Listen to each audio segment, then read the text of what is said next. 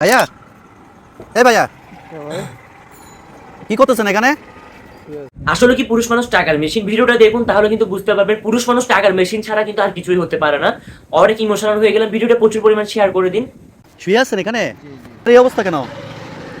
শুয়ে আছেন যে এখানে এই অবস্থা কেন? যে শিকল টিকল বাঁধ দিচ্ছেন কেন? আরে চুরি করে ফেলে সেজন্য?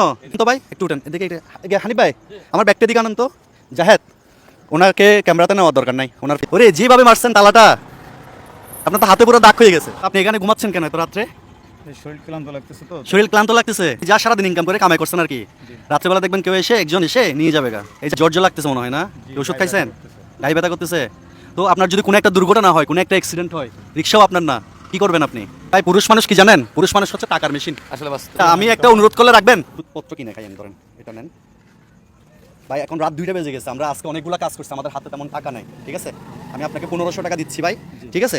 আপনি একটু আল্লাহর হস্তে দয়া করে এখান থেকে চলে যান। টান দেন গাড়ি, টান দেন, টান দেন, যান একটু ফার্মেসিতে গিয়ে একটু ওষুধ খাবেন, এখানে ফার্মেসি তো খোলা পাবে না।